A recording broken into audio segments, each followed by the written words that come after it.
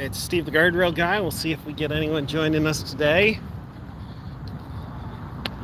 Just going for a walk. I'm at the University of Tennessee, University Commons in Knoxville, Tennessee. And get up on the sidewalk here. And thought we'd take a look at some guardrails in a more urban setting. So again, here's University Commons. And I'll come back that direction, but I'm going to head up this way. It's Steve the Guardrail guy. Nobody's joined us yet, but hopefully we'll have a few on here.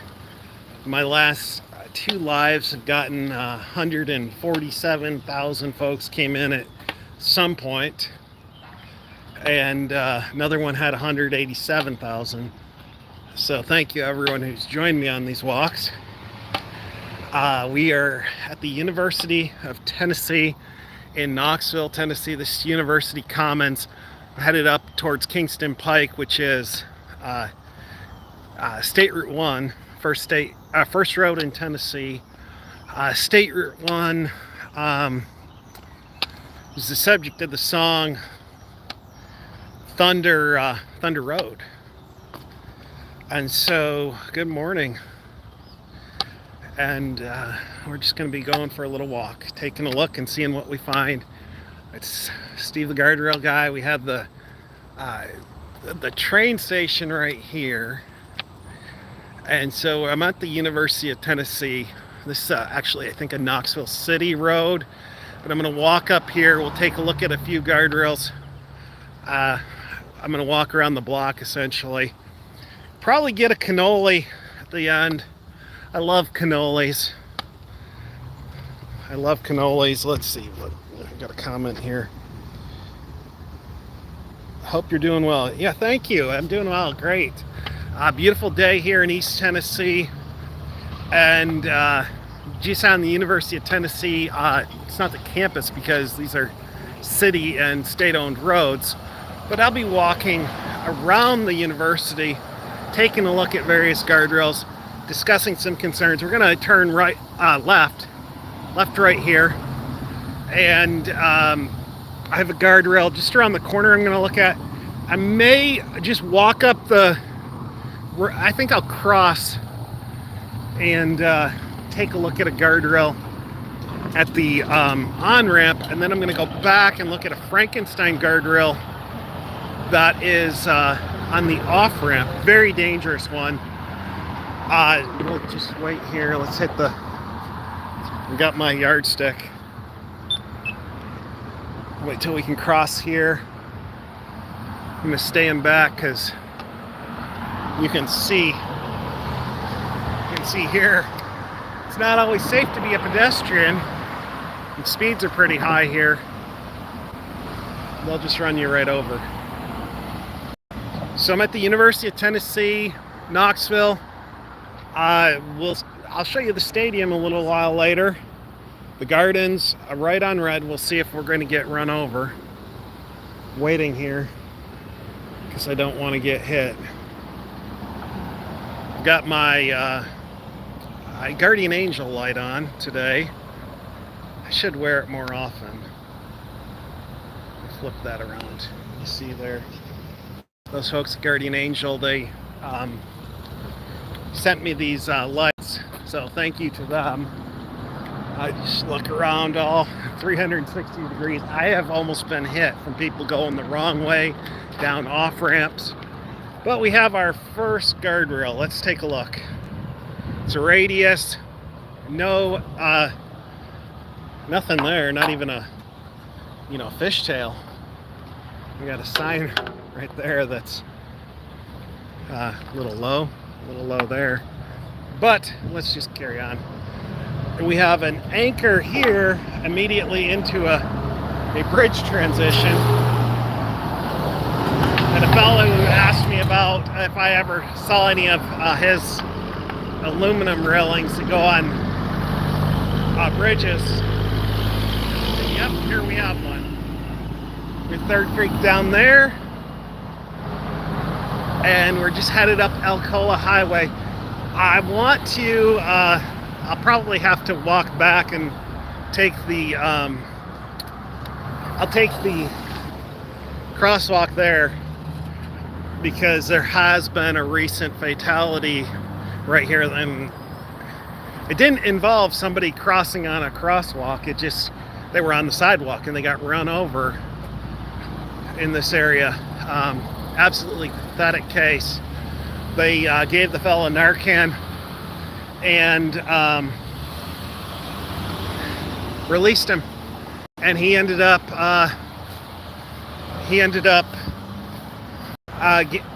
he got released, went to get his car, and drove over top of somebody and killed him. So we got something going on with this. I don't know what in the world. We've got an SKT 350. It's, oh my gosh, look at that, folks. Take a look at that. It's literally, so I can get the yardstick underneath there. I've watched this one for a while, but goodness, that's pathetic. SKT 350, 27-inch install, but where I don't know if that's a regular post. It's a post 2 upper. It's absolutely pathetic, and then it's got all these cups. I don't know.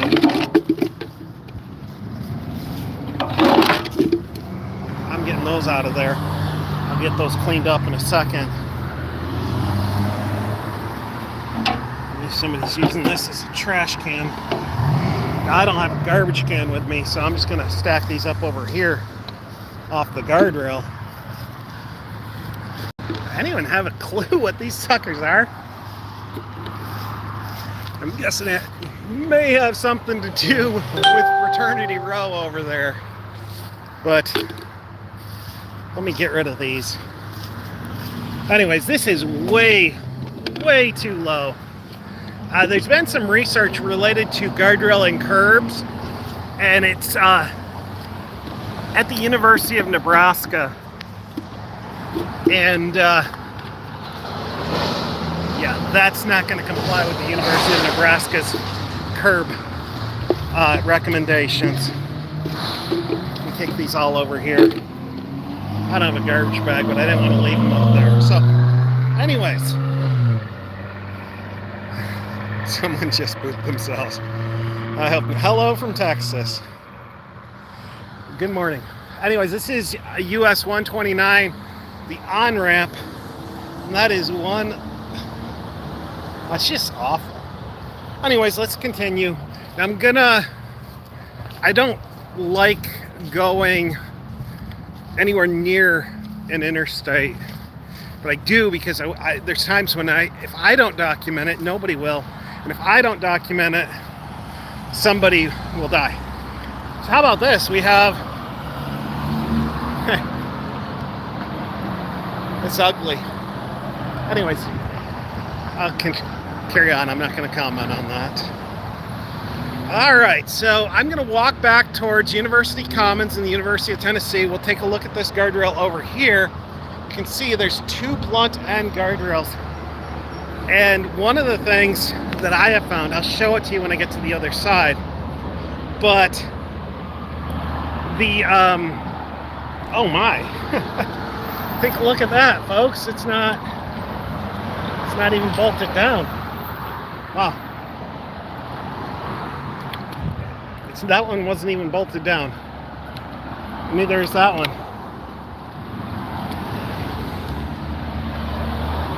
And the thing that I always worry about when I find locations like that are not bolted is if they're willing to do that on the surface where people see it, what does the actual bridge structure look like?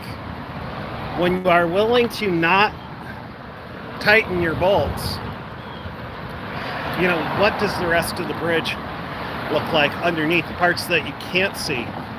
If they're willing to do that on the surface, what are they willing to do underneath the surface? Let's hit the about there. So it's Steve the Guardrail Guy. I'm on the University of Tennessee.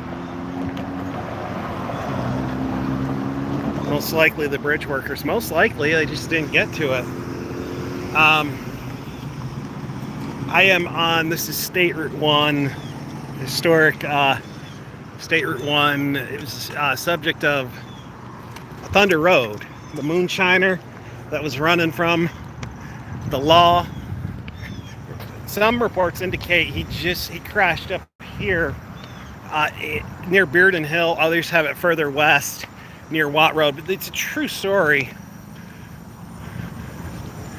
Now that's not safe. Let's see if we can, I want to stay away from that sucker.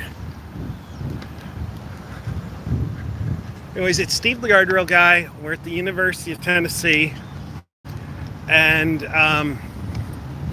so we'll take a look at this guardrail up. Sorry, I lost y'all for a second, but the University of Tennessee has just simply cut this on a state highway. And it's University of Tennessee property. And it's scary because the university politically can do whatever it wants. And so my ability to get this fixed is probably zero, because politically it doesn't matter how many folks they kill, because they're the University of Tennessee. And it's one of those things that I've had to accept, that there are certain battles I am almost certainly never going to win. A sign that is not in that 4-foot requirement. I don't know how you're going to meet it. Lockout damage, face damage here. But I'm going to cross here. We do have an anchor cable there. It's loose. Face damage here. All of that should be fixed. So I'm going to actually go up here. I have a wrong way sign that is installed the wrong way. We have a sign here that is, this should be, let's flip this over. Yeah, that is 10 inches. 10 inches higher than it should be. You'd be very likely to snag on that, especially with small, like the sedan over there, the Camry. Much more likely to snag on that, potentially kill yourself, because they left their sign too high. So, yep, we're about to see a guardrail that is installed the wrong way. Tennessee loves to place these signs wrong way so that I can use them in my videos to tell you that it's been done the wrong way. Let's see here. Let's see if the sign is... It's just embedded. It's just pounded in the plug. It's installed the wrong way. We're going to look up here. And so this is the off-ramp to from US 129 to Neyland Drive in Knoxville, Tennessee. I don't know if somebody can take it upon themselves to report this location. If you might do that for me. Couple concerns. Beginning at the trailing end, our anchor should be down at ground level, and that's up much higher than it should be, about 6 inches. We have a Trinity ET Plus. That may be an old school Trinity ET 2000 Plus. I did see this one. This one, the impact head is actually buried in the ground, but we have a post at post number, or we have a post bolt at post number 1. It's a very serious type of Frankenstein. You can see the bolt there. That locks it in place. And that post 1 is really ugly. This whole setup is just very, very dangerous. This is Frankenstein. This is the off-ramp to US Let me see, that one across the way does that have a... Oh, we have 2 Frankenstein guardrails on the off-ramp to US, from US 129 to Neelan Drive. And I'll be candid, for you and me, they probably don't care, but if Peyton Manning or somebody showed up, let's see what that exit gate is. That is clogged for one. That one is, looks like an 1.5-inch exit gate. This, I think, is one of the original ET2000 Plus, when they switched from the true ET2000 to, that looks like a ET2000 over there. But then they made further modifications, called it the ET Plus, and then further modifications that is the controversial system with the 4-inch. But this one's no good. Got a sign that's missing there. Anyways, that is Frankenstein. That one over there is Frankenstein. Frankenstein is when you add anything to that system. Yeah. Camera enforcement intersection sign bolted to the strong post. 9 pounds, 9 pound per foot strong post. We've bolted our sign to it. That sign over there is installed wrong. That sign is within the clear zone of the guardrail. It violates Tennessee DOT's design drawings. It's really frustrating to me, and I've been taking a number of Tennessee DOT has been taking pot shots at me and my character, because I will pull their design drawings and say, hey, you know, like here, where they've installed this sign, again, the wrong way. If I point out, hey, that violates your design drawings, they'll say things to attack my character. There'll be insinuations that, like here, do you believe that this sign right here, that is 11 inches high, the base, do you think that I brought a shovel and dug that out? Of course not. But they can make these innuendos that suggest that I'm doing stuff, but they won't ever put it in writing. It's just petty nonsense. That should be 4 inches. Instead, that's about 1.5 feet. So we're walking up here. We'll go past all of the sorority houses. Delta, Delta, Delta, may I help you, help you, help you?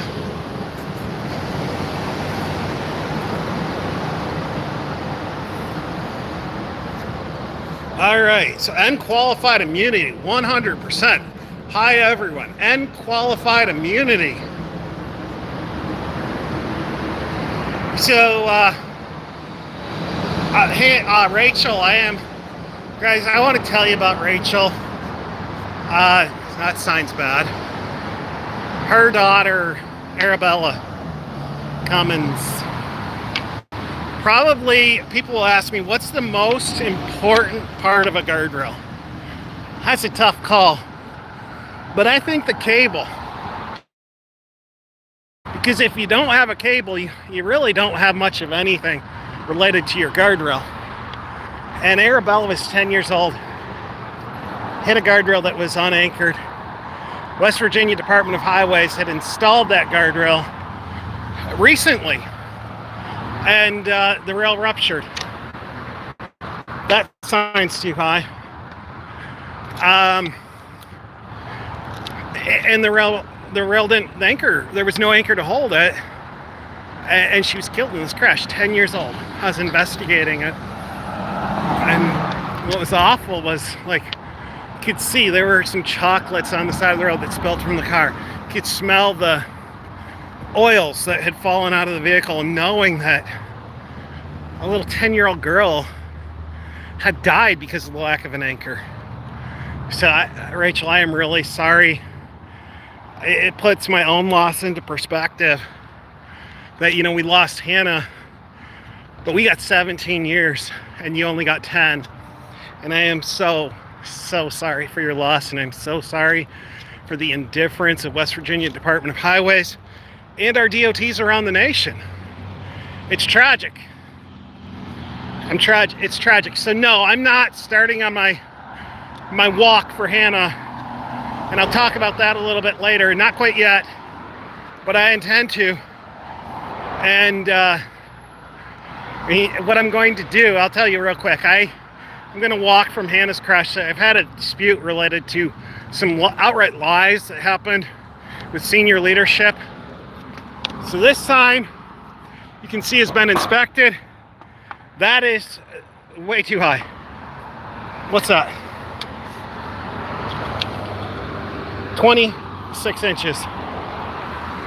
That is too high. That's at least taught like their drawings show. Anyways, I'm going to start a walk from Hannah's crash site to the governor's office in Nashville, and I'm going to put a tape on every single thing that violates their design drawings. It'll be over 200 miles. It's going to be thousands of locations. And I'm going to draw the attention to the missing guardrail bolts and the missing anchor cables and the damaged and defective equipment, the Frankenstein systems. And I am so frustrated with a bureaucracy at Tennessee DOT that gets angry with me for taking their design drawings and saying, you didn't do it there. And, oh, you didn't do it there. And you didn't do it there. Oh, and you didn't do it there. And I'm not exaggerating. I just pointed out 4 deviations from their design drawings. Now, I understand there's a fence there, but you could have moved that further away from the deflection zone, so in a way that it complied with your design drawings.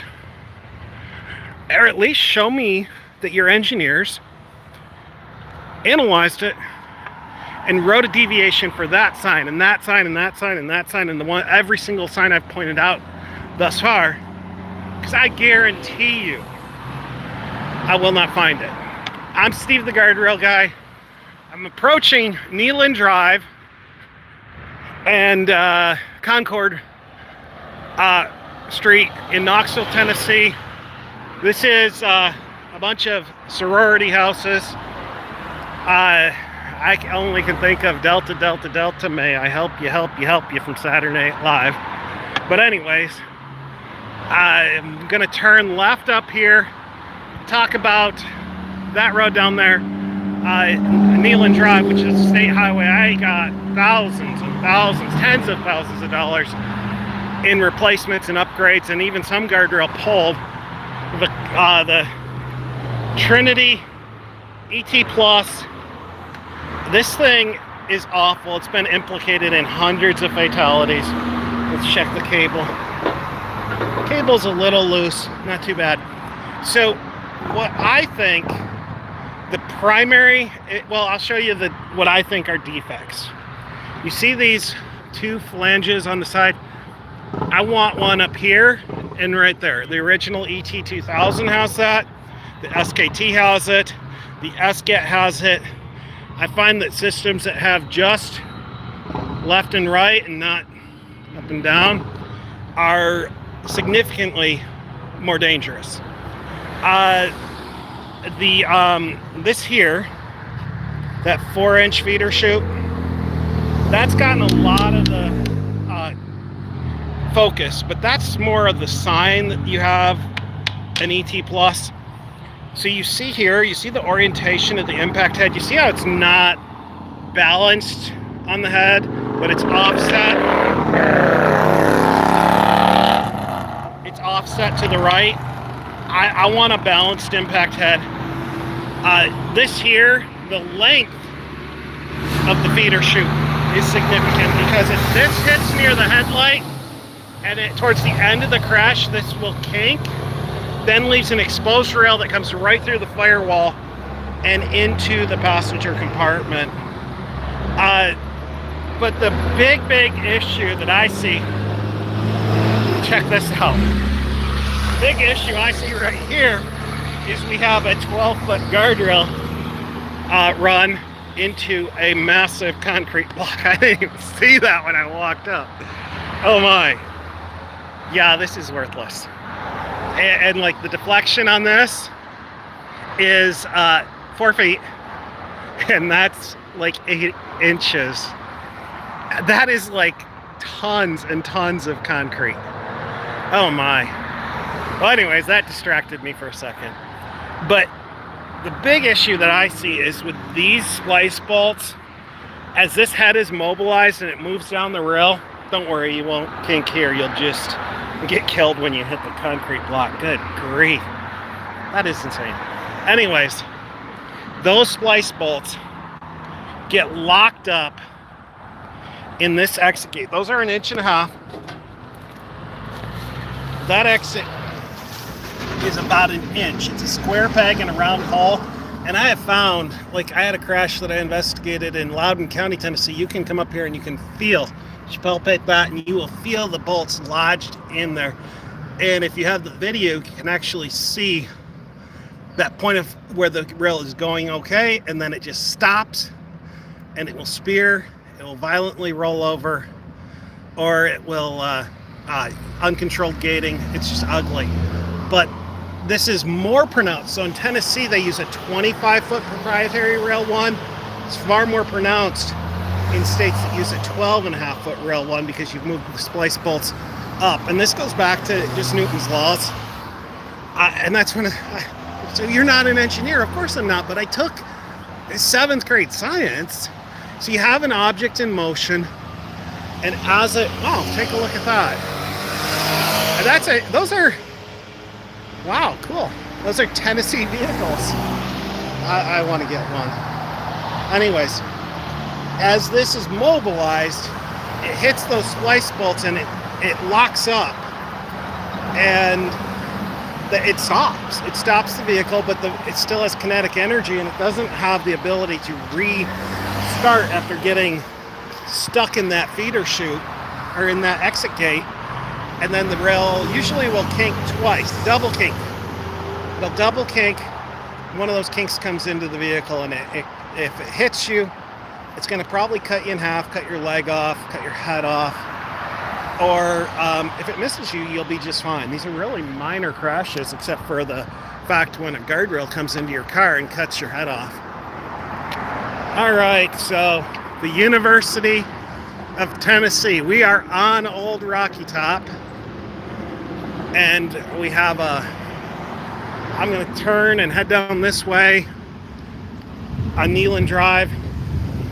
I may cross over to the other side because I'm going to start showing you a bunch of locations where I got guardrail changed. I'm going to do that. When I get down to that red light, I'm going to cross over and show you some stuff. We have a guardrail here we'll take a look at near the sorority houses at the University of Tennessee. Well, we have an end anchor here. This is ugly. Oh, that's ugly. Let's flip this back over. 4 is the max, and we are at 8. We just have a blunt end. We don't even have a boxing glove or a fishtail, so somebody coming down here with their bike, you could get impaled on that just right there. That's insane. I mean, it's so frustrating because that should be taught. Well, our anchors, that's no good. That sign should be 4 feet, and we are at 20. That's 4 inches. That's 7 inches. But again, I don't know that that's even an approved setup. Well, I don't want to stand in the fire ants. I don't want to be, I have had to do that more than once where I'm like dropping my pants in the middle of the road because I have fire ants or yellow jackets. I'd get a lot of views on live. 4 feet, and we are at 13 inches. 4 inches. and we are at 23 inches. What does it say? 240 to Interstate 40. That's the thing that really frustrates me. 4 feet, and we are at 8 inches. 4 feet, or 4 inches, and we are at 21 inches. No parking anytime, including ball games, hospital. Sometimes they put up absolutely worthless signs. See, that's what they should be doing, is putting their sign over here, and that is, they could do it, but that's just being lazy. You need a taller sign, but you could move it over.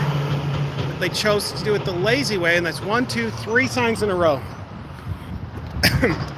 that they did wrong. All right, so SGRS4. So we have a 31-inch MGS terminal, which means you have your mid-rail splices, and it's at 31 inches. And right here, this panel right here, 25 feet, allows you to go from 31 inches to the 28-inch older rail. And you drop an inch every 6 feet. But the key thing is that when you get to this post right here, your new rail height will be 28 inches and your splice will be on the post. To get that, this post would be at 29. No, 28, 29, and that is 31. No, that is 30, 31. So, I don't know if I got that right. Well, anyways, this one is 30. That one's 31. So, our drawings clearly show that this it should be in an oval-shaped hole like this, and instead what we're doing is field drilling it. And this one location, honestly, it's probably not going to result in any kind of serious injuries or death. Statistically, it's very low probability that that right there is going to have a really serious outcome in this crash. The problem is that we've done this over and over and over in the state of Tennessee, to the point where we now have tens of thousands of locations with field drilled holes or other issues in this panel called SGRS4. We've scaled it. So now we have the ability to, statistically, that we're almost certainly going to hurt or kill someone because we have not installed these like how our design drawings tell us to. So that is a really big issue. Anecdotally, I am seeing a number of KNA, these are fatal and serious injury crashes, at these locations where you have the transitions.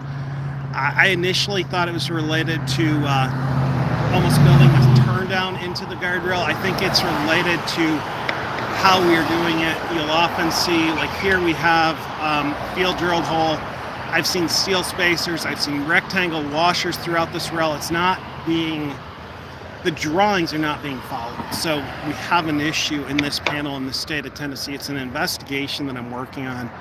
Well, hopefully I'll be able to present it in such a way that either elected leaders or the Tennessee DOT will just simply follow their own drawings. That's the big thing I keep pushing for, which is kind of frustrating, is my goal is to get Tennessee to follow Tennessee's drawings, and I'll often get criticized by Tennessee DOT for being a bully, which is kind of funny because like my budget is a fraction of their multi-billion-dollar budget.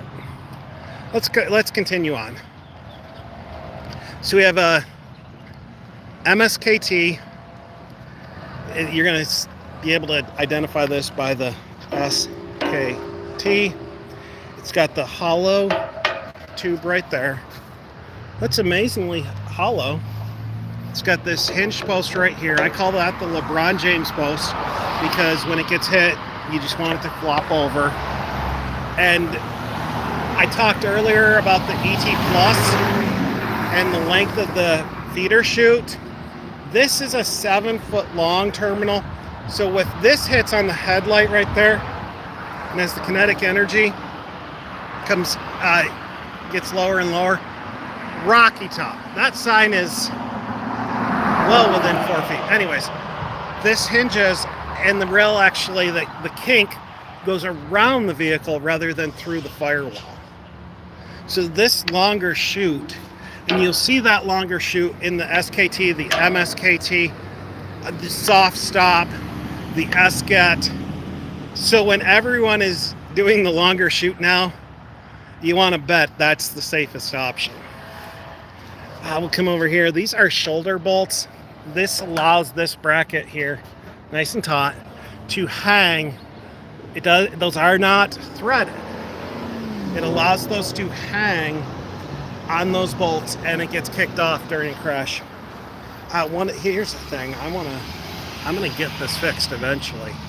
So you see this zip tie, this bearing plate. It's vital that it be oriented with 5 inches on the top, 3 on the bottom, and they get really kind of all over the place.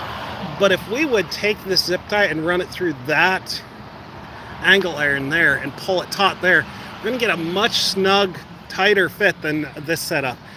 I don't like the entire setup. What I prefer is a bolt right there through this, similar to how the M Fleet and the M Beat are installed, and it's been crash tested. I have got to talk to you about the M Fleet, because one of the most important decisions related to guardrail, and when I tell you, you're going to say that's inconsequential, but it's one of the most important decisions related to guardrail took place yesterday up in Pennsylvania. But let me read a couple of these.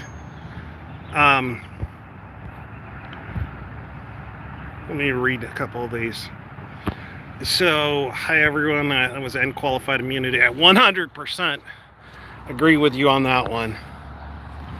100%. Per your estimation, what do you think the greatest innovation to guardrails has been? We'll talk about that in a bit. I have been spreading your channel lately here in Tennessee. Thank you. Thank you. My oldest daughter is named Hannah too. Well, thanks for sharing that. Thank you, Steve. Is it legal for them to install outdated or ineffective guardrail design systems? Well, they're just going to tell you it's the law, or they'll do what they are the law. Is this prevalent, and is it now used? Absolutely, it's used. Go look at the guardrails in Puerto Rico. I've looked at them online. I'd love to go in person. You send me a ticket and I'll head to Puerto Rico and we'll drive around and get some empanadas. Let's hope I don't get run over here. I had the right of way. And we'll go check out some guardrails on PR3 that I would really love to go see. I'd love to go see the guardrails on the interstate. Well, there's no interstate because Puerto Rico's I believe a commonwealth, and there's no state you could drive to. But same with Alaska to Hawaii. Can't have an interstate if you don't have another state to go to, but you know what I mean.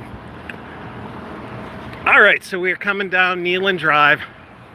Up here is a brand new MSKT. That's a guardrail that I actually got replaced not too long ago. There's a breakaway cable terminal, very dangerous system, and much better option here. But anyways, going back to what do I think is the greatest innovation in guardrail. So I've talked with some folks who,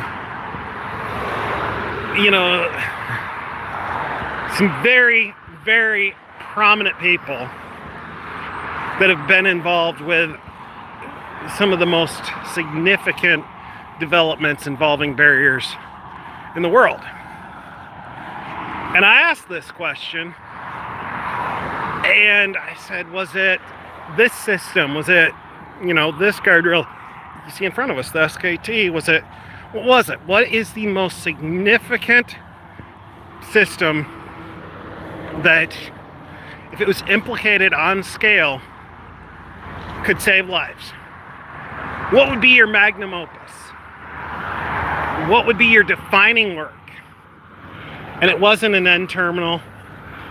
It was that right there. That right there.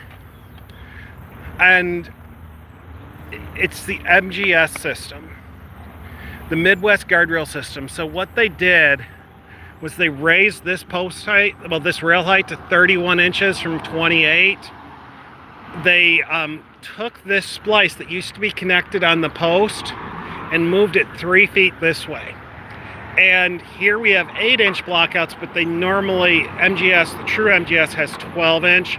This is acceptable, but you will see a small drop off in performance. But this right here, I was told by several people, is the most significant thing in guardrail today. So you have these oval holes, and you see how here that is going through this rail and that rail, and it doesn't just double. You aren't just doubling how much it takes to pull that through that rail. It's I don't know the equations, but it's different. This is much easier to pull that mushroom bolt through that oval hole than it is to pull that mushroom bolt through this one and this one. By moving the splice like they did to the middle, this pulls out the same as this pulls out, as this pulls out, as this pulls out, as this pulls out, as this one. So you add certainty to the system. You know that each one of these is going to release in the exact same way. Where this one, where we still have an on-post splice, that one's going to behave differently than this one, and this one, and this one. So when your splice, if this splice was on a post, every fourth post is going to behave differently in the release.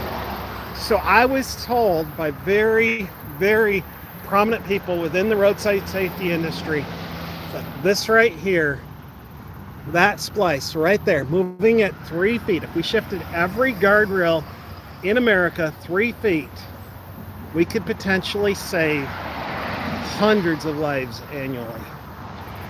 We have a sign with no sign that is firmly attached to the steel guardrail post. Absolutely pathetic. Let's come down here. We have SGRS 4 panel. Now, I think they may have done this one right. Yep, perfect. This is what these are supposed to look like. New SGRS 4 25-foot panel to get to the lower rail there. They're going to disappoint me. That's MGS rail. That's MGS rail. That's SGRS 4. And again, no polymer blockouts, steel spacers, 12.5-foot rails, steel spacers, rectangle washer, and a field drill hole. Yeah, so I called that one a little too early. This panel here is really, really dangerous. Very likely to produce a very serious potential injury, snag point, go over the rail, just all kinds of ugly. Another sign, 4 feet is what our deflection zone is, and we are at less than 4 inches. So one of the things I did recently was I found about 100 loose, or well, 100 missing guardrail splice bolts here on Neyland Drive. I was able to work with Senator Becky Massey, who's the chair of the Transportation Committee here in Tennessee. I'll take a look at that. Again, whoa. Hey, anyone need a, what is that, 2 Interstate 40? Anyone need a washer? Yeah, 1, 2, 3, 4, 5, 6, 7, 8, 9, 10, 11, 12, 13, 14, 15 washers. Well, anyways, at least they're creative. All right. Anyone have any questions, feel free to reach out. Or comment, I'm sorry, comment. Let's see what we have up there. It looks like we have an ET Plus and another ET Plus. I bet they're Frankenstein too. This is a crash cushion here. This is an older system called the Track. Another sign with no sign. Too high. That should be 4 inches. It's 31. And there's not even a sign on it, so we don't even get any benefit from our dangerously installed sign. But the Track is a really awful crash cushion, and one of my least favorite ones. There's some really funky emails discuss this system that came out in the Trinity ET Plus trial, and it's I'll just be candid. If we knew what I think happened with this system, I think we'd be really, really disgusted. Another issue. So we're on Neyland Drive in Knoxville, Tennessee, near the University of Tennessee. I'm going under Alcoa Highway, the bridge. It's the Tennessee River. Oh, I just stepped in fire ants.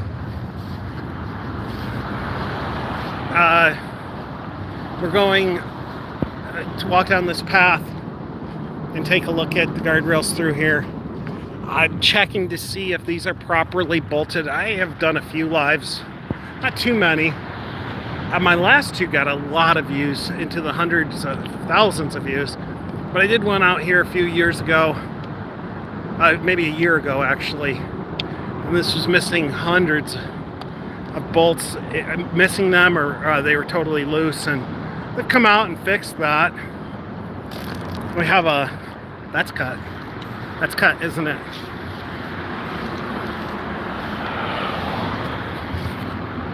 That post isn't cut. That post isn't cut. You see that? You see how they pounded on it? It's damaged. Pounded on that one, it's damaged. Pounded on that one and it's damaged. No, it's not cut. It's just they beat the ever-living snot out of it. I'm just stopped and left it high. Look at that snag point. Steel spacer, 4 inches above the rail.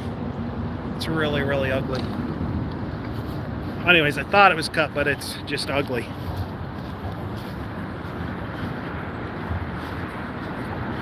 Steve the Guardrail Guy. This is the Tennessee River, Knoxville, Tennessee. Thanks for joining me today. If anyone has any questions, just feel free to ask. That is Alcoa Highway, US 129. The stadium is up here. I'm going to cut back through the campus. I'm going to see if there's a Trinity ET Plus that I tried to report about a year and a half ago that I don't think they fixed. It's just frustrating at times, but I report them. Most of the time they get fixed, but not always. Let's flip this around. Let's talk to you for a second. Let me see if I can. Let's flip this around. Yeah, so I often report guardrails, and they usually get fixed, but not always. And I've had to learn that I just keep reporting them, and if they don't fix them, I've done what I can. We've got a sign here. It's just kind of an orphan sign. We have a big concrete block. We don't take clear zone safety we don't take it very serious. There's a sign here. This sign here is attached to our guardrail post. That sign there is attached to the guardrail post. That sign up there, that sign up there. You know, when you have a design standard and every single sign gets a deviation, you don't have a standard. You don't have a standard, you have something that you're violating. Let me flip this around. should be 24, and we're at 27 and a half. Should have 4 feet of lateral deflection. We have 0. We're actually leaning out into traffic. It's very, very frustrating for me. And the personal attacks that I get from Tennessee DOT for pointing out, like, hey, you know, every single sign you've installed here is installed wrong. Got a tear in the rail there. That should be fixed. Another speed limit sign, 45, fixed to the W-beam guardrail post. Again, it violates their design drawings. Should be 4 feet.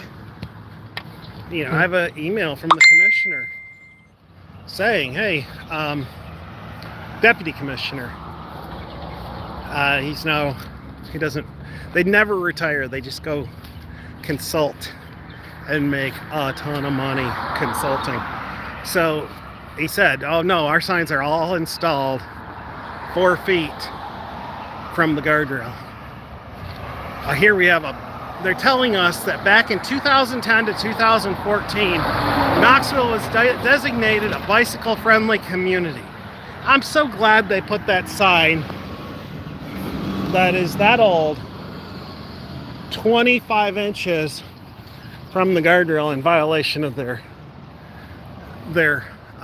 rules. And again, that one sign is almost certainly never going to produce a serious injury or fatality.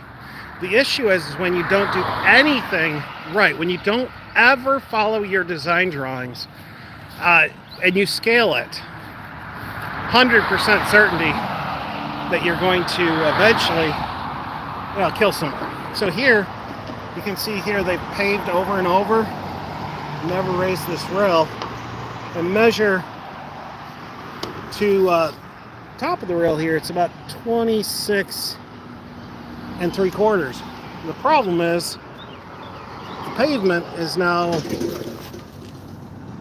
3.5 inches higher, so it's only 23.5 inches. I'm going to go over the rail into the Tennessee River.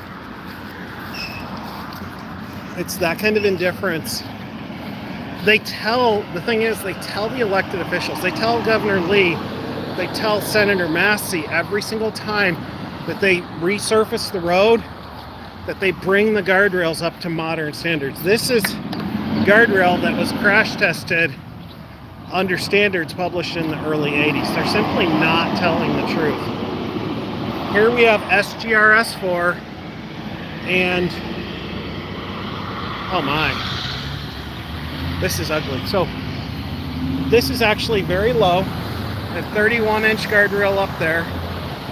We have a panel with polymer blockouts that goes into another panel with steel spacers, rectangle washers, and oh goodness, they just kind of cut something together here.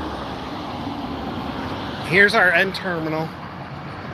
Cut a 3-foot section to just splice it, beat it to fit, paint it to match.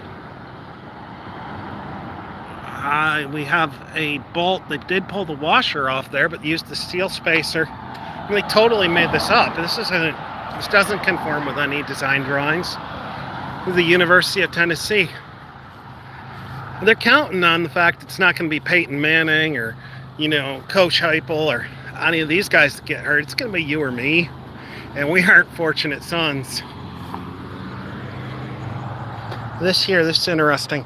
These here have 15% more bands than a regular guardrail wood post. But I'm going to talk about this right here, because in many ways this is totally and completely inconsequential. That should be cut off during installation. And I've talked with the designer, because this almost always left in place. It should be cut off and just thrown away. It's just a plastic zip tie and a PVC spacer that makes sure this head is installed level each and every time. But it's very minor. It's a very minor issue, but it's in many ways indicative of the most common problem in guardrail today. What that is that we don't follow the instructions. So it's very clear, cut it off. It's not going to affect performance in a crash. 100% not going to affect performance. They've looked at it. It's just going to crack. But the attitude of, I don't have to follow the designer's instructions, that's what's deadly. When you decide that I know better. And if you decide you know better there, well, you may decide to say not use this part or not use this part. Use a different bearing plane. Use a different post system. Use a different rail. The minute you decide that you don't have to listen on something small like that, you've decided you don't have to listen. And that's when things go sideways. So we have an MSKT. This should be, that's 8.5, that's 4.5 inches too high there. It's a snag point.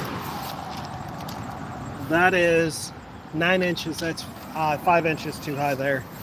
Very likely a vehicle could snag there. Cable is loose.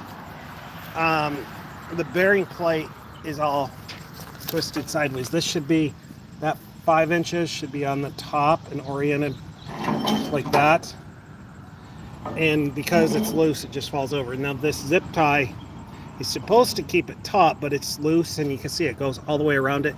We passed that zip tie through that angle iron and pulled it taut.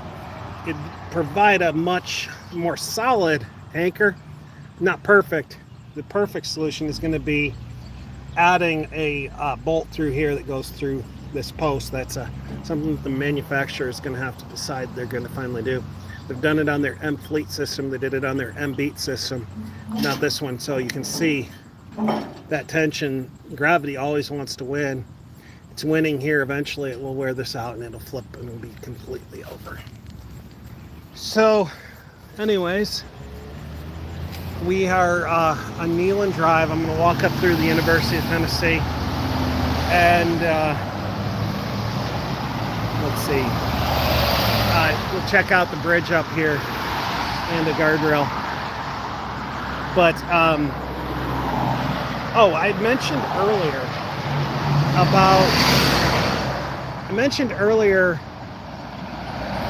wonder who that is. Is that Morgan Wallen coming into town? About a recent approval that I think is revolutionary for the guardrail industry. And it's related to a product from Beltier. I think it was developed at Texas A&M. And it's a flared terminal. It's offset 4 feet.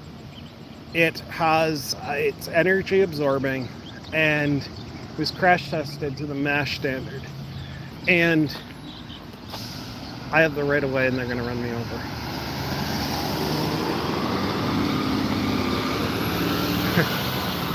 You can have the right of way and be dead. Anyways, it was tested to the MASH standards. It was just added to Pennsylvania Bulletin 15. You say, well, why does that matter? Well, our state DOTs are firmly committed to a concept called dual sourcing. And dual sourcing played a large role in my daughter's death. And what it is states are more committed to having two products to choose. Even if one of them is unsafe, they want 2 purchasing options. They don't care. I don't know how to tell you. They care more about having 2 products than having 2 safe products. Or single sourcing the only safe product. You know, if we want to, let's say we went out for dinner and we could choose Ruth's Chris Steakhouse down here, or we have the veterinary clinic where we could stop and get some, horse food. You got 2 sources. Nobody's gonna choose the The horse food. There's probably some vegans somewhere that would choose the horse food, but hopefully they're not on my page today and gonna give me, oh man, I'm gonna just stop. But anyways, that dual sourcing, we're not gonna choose the terrible option as consumers, but state DOTs will. And so by adding the 4FT to the qualified product list in Pennsylvania, now we have two options in the flared category, and the SRT 350 can finally die the pathetic death it deserves to have. This is an end terminal. I've had many people tell me, who said, these are people within the highway safety business, so we weren't surprised that Trinity got in trouble with the guardrail end terminal. Not at all. We were not surprised that Trinity got in trouble with a guardrail end terminal. What we were surprised at was that it was the ET Plus and not the SRT 350, because the SRT 350, it is a horrific terminal that I have seen so many spirits. I don't think the ET Plus is safe, but I can tell you, I would rather hit a Trinity ET Plus, I'd risk my life on a Trinity ET Plus than on an SRT 350, because the SRT 350, it's awful in my mind. I don't see it ever working. And so by putting this 4FT onto the qualified product list, it now has two sources, the M-Fleet and the 4FT. Now this is going to carry over across the United States, and one of the things I've been pushing with Federal Highway, I actually have a petition in place. It's full implementation of the MASH testing standards, and no longer having federal aid reimbursement on these older devices. This gives me a ton of political capital to actually push for that. And if we could push for full MASH implementation, we probably could save, if we truly do attrition, within 10 years, probably 100 to 200 lives a year. So that is vital. I don't know what that terminal is, how it's going to perform. I'll tell you this. I believe that some of the same guys that were involved with the development of the Trinity ET Plus were almost certainly involved in the development and testing of this system, at least at a developmental level. Fortunately, Valtier has brought a lot more ethics to the table. And let me hit the walk button because we're going to go check that terminal. But with the 4FT, or is it 4?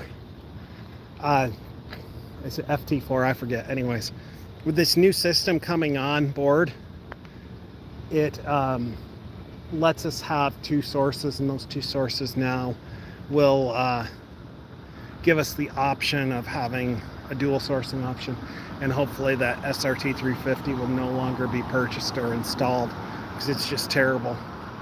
So that could be a huge development in roadside safety, as bringing the 4FT to market. I'm waiting to cross here. I think I hit the wrong button.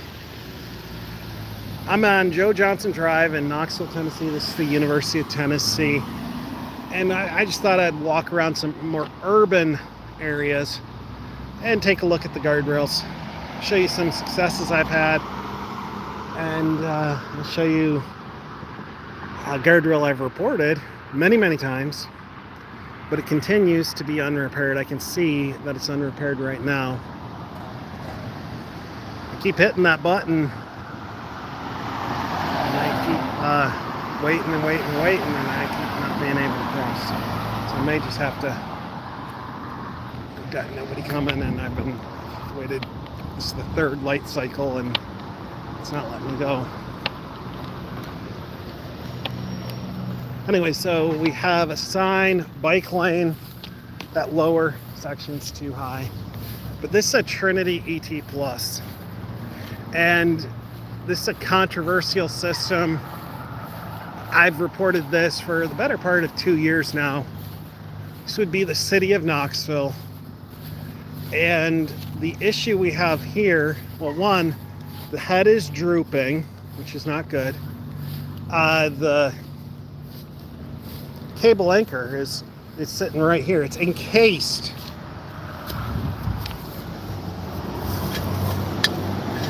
I mean, goodness. There it is. They could just put it back together. It's not attached to the impact head down below. See, that's not good.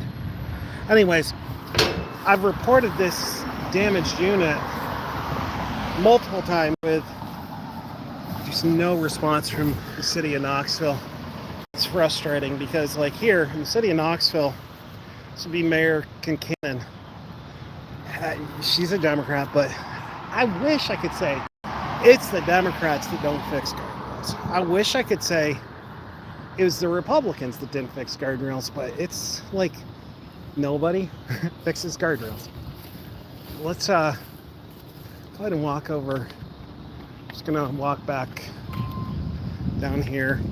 We're gonna check that bridge there. I'm gonna go up to the top here, walk back to University Commons, and then I'm gonna head into Publix and get a cannoli. It's one of the few places in the southeast where you can get a decent cannoli.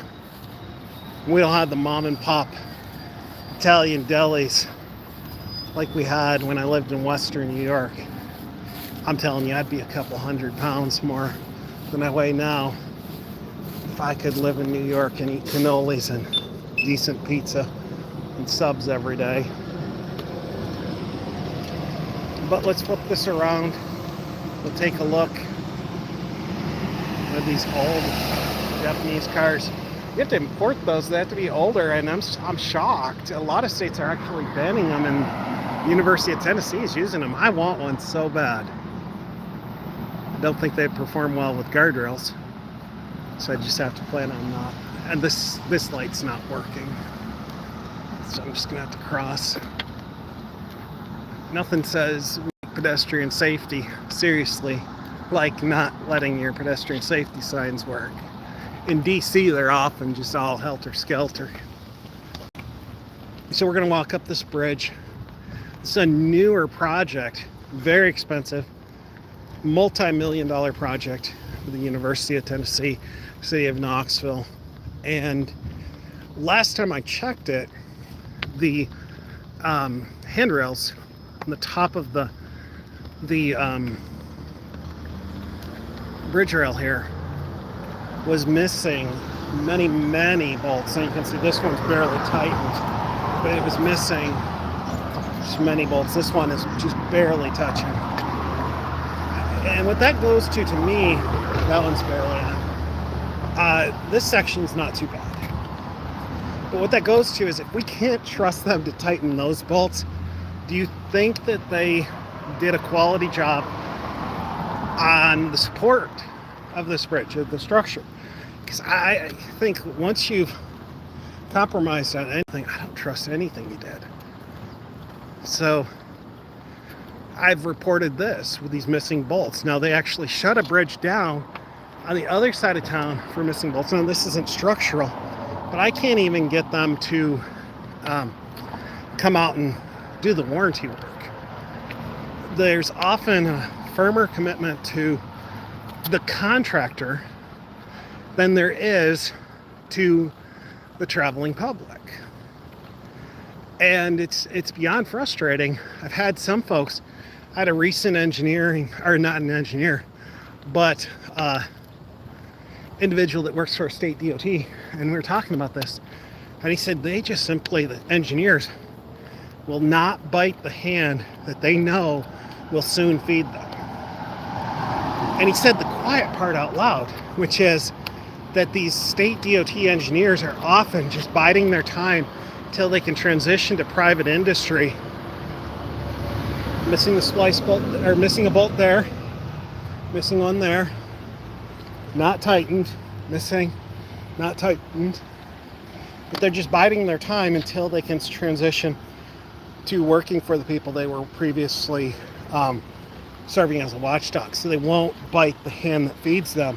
They won't make them come out and make these repairs. They won't make them do their job because they know that within a year or two, if they just look the other way when you see a bolt missing, that you will soon have a very, very lucrative consulting gig with the same companies that are building these bridges.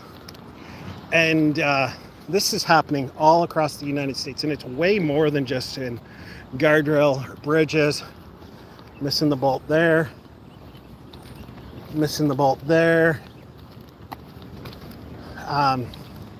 It's in virtually every segment of our government where they are pulling stunts like this.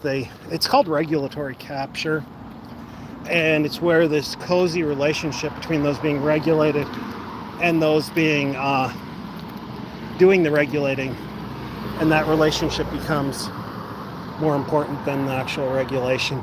And this isn't some far left or far right ideology. When Milton Friedman and Ralph Nader agree that, hey, this is a big problem, I don't think those guys could agree on anything. I mean, you'd take those two to lunch and you'd be there all day while they fought over the menu, the pricing on the menu. Missing a bolt there. So if Milton Friedman and Ralph Nader agree in regulatory capture being a problem, it's probably a problem. I'm just saying. But that's one of the big issues, one of the biggest issues in roadside safety and with our government today is regulatory capture. It's a really missing it there. Walk up the other side, and then I'll probably end the live because I'm almost back to my car. And I wanted to kind of take a look at a more urban area with guardrails. Wanted to take a look and see if they've ever put the bolts back on this bridge, which you can see they have not. But this issue of regulatory capture is destroying. There's a wasp nest there. It's destroying America. It's destroying governments all across our world. But regulatory capture, where those being regulated capture those doing the regulating and advance their own interests, it's just so destructive. We're missing a bolt there.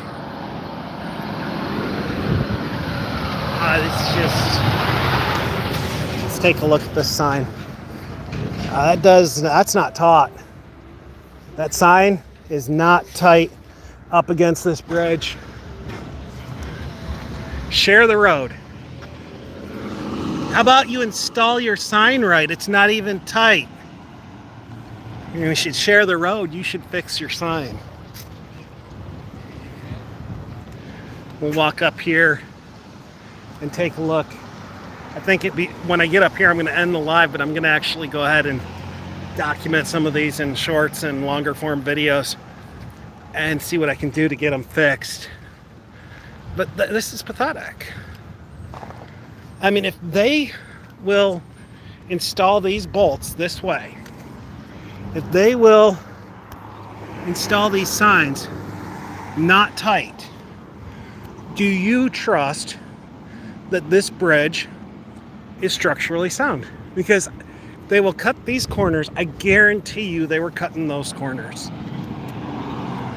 And we paid tens of millions of dollars for this. And this is like every single project with every single entity in the state of Tennessee, but in all 50 states and across the United States, missing a bolt there. Where we just do not take it seriously. Missing a bolt there. Missing a bolt there. Missing a bolt there. We just don't take it seriously. This is embarrassing. Anyways, let me just take a quick look, see if there's any comments. Missing a bolt there. Missing 4 bolts. Oh, wow.